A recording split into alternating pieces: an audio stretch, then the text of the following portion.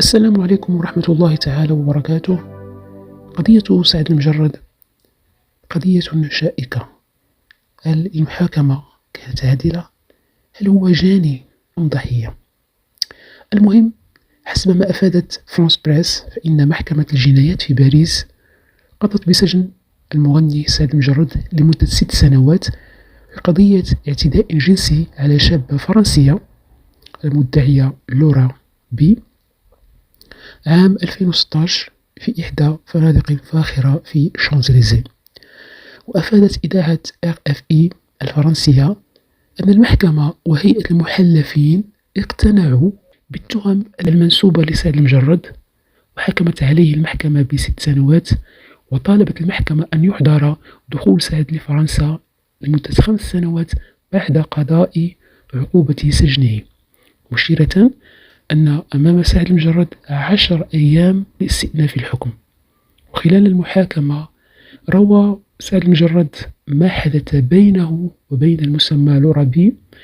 للأسف كانت تفاصيل مخجلة، إذ صرح بأشياء كحول ورقص ومخدرات وأشياء أخرى، وتطابقت روايته مع المدعية لورا بي إلا في تفصيلة واحدة، وطبعا هي التي كانت سبب الحكم عليه ب6 سنوات، وهي حسب ما روته المدعية أن المجرد اعتدى عليها بالضرب واغتصبها، وهذا ما نفاه المجرد بشكل قاطع، قائلا أنه لم يغتصبها.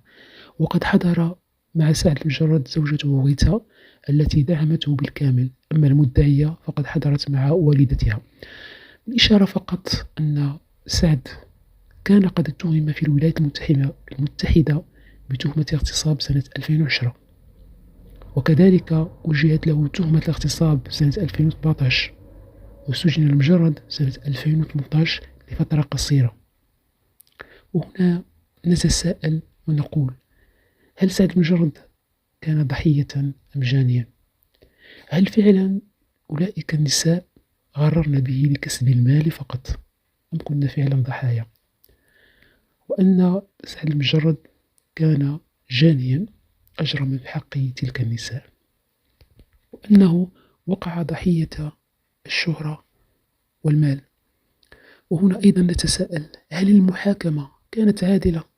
تصوروا معي، القاضي فرنسي، المدعية فرنسية، والأدهى أن المدعي عليه من أصل مغربي.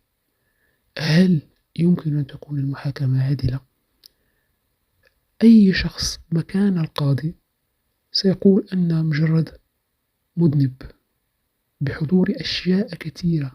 في النهاية نقول: نسأل الله لعائلته خاصة والديه الصبر، وأن يرجع لهما ابنهما، وأيضا نسأل الله التوبة والهداية للجميع. ونختم بحديث رسول الله صلى الله عليه وسلم: كل بني آدم خطاء وخير الخطائين التوابون. والسلام عليكم ورحمة الله تعالى وبركاته.